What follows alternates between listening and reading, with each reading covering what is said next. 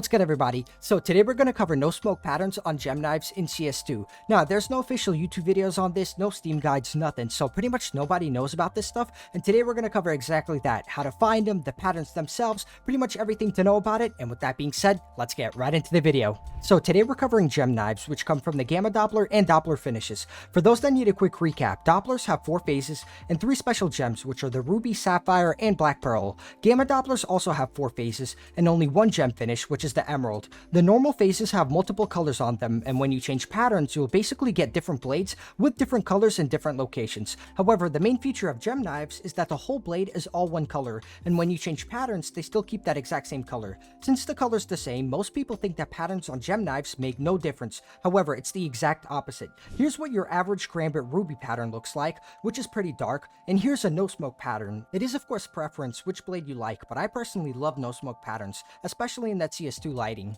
Now, let me explain how this works. Here's the pattern sheet for Dopplers. It's basically a smoky pattern that changes color depending on the phase, but with gems, the color is the same, so the only difference is the smoke pattern. So when I change the pattern of a Ruby, the only thing you'll see change is the smoke pattern. Most patterns will have a ton of these dark smoky areas, which makes the blade much darker. However, there's a few rare patterns that actually have nearly perfect blades with no smoke patterns. Also, what most people don't know is that gem knives actually use the exact same patterns but with different colors. So for example, here's pattern 100 on a Karambit Ruby, and here's the exact same pattern for a Karambit Emerald. You can see that it has identical smoke patterns but with different colors. So these special patterns apply to all of the gems on one knife, not just one finish. Now, the 4 gem finishes do have some differences. First off, Black Pearls are insanely dark in color with pretty much every lighting in the game, so there's virtually no difference between smoke and no smoke patterns. Also, smoke patterns only make a difference in blades with a single color, and Sapphires are basically broken in CS2. Besides blue, they also have green and purple, so they still benefit from these patterns, but not as much as the last 2. And finally, we get to Rubies and Emeralds, which look absolutely insane with cleaner blades. Now, to actually find these patterns, you actually have to do it manually, and good thing is, I already looked through 3,000 patterns myself and found the best patterns. Obviously, it's going to be a lot of preference because some patterns are going to be very subjective in how good it looks. However, I found all the best patterns on the Karambit, the Butterfly, and the M9, which are going to be the top 3 high-tier knives.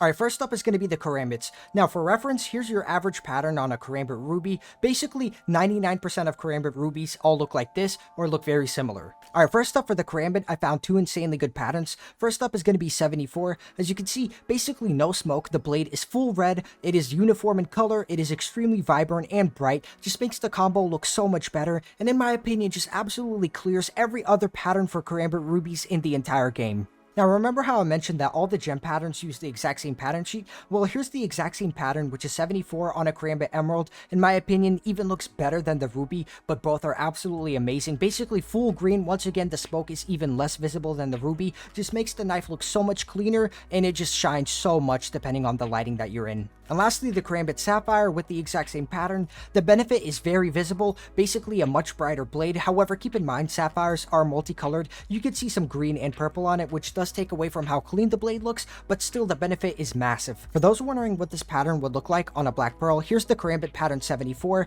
It's a little bit lighter compared to the rest of the patterns, but not enough of a benefit for me to really mention it for the rest of the video.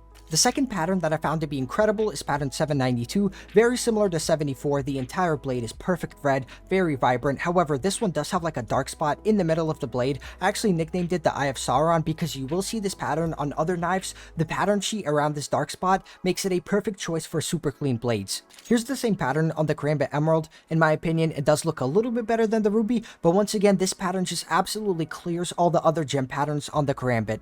Next up, here's a few notable patterns that I found and wanted to share. This one right here is 362. Once again, not as good as the first 2. However, it is much better compared to your average Karambit Ruby pattern. And also keep in mind, there's a ton of these patterns. You know, it's not a super limited thing, and it's not only the ones that I found. There's a ton more that you can definitely find if you look at them. Next up, we've got the Butterflies, and in my opinion, the best butterfly gem pattern is going to be 151 by far. It looks absolutely stunning and incredible when you inspect it. Just looks so vibrant on the inspect. The idle looks great. I think the Butterflies do have a massive benefit when you get the no smoke patterns on them, but keep in mind, all the patterns I show are completely opinion based. This is what I found to look the best. You can obviously check the patterns for yourself. Here's what this pattern looks like on the Butterfly Emerald, and this has to be the brightest blade that you can possibly get in CS2 on any knife. It just looks absolutely insane. No matter what lighting you look at this blade, it is just pure green shininess.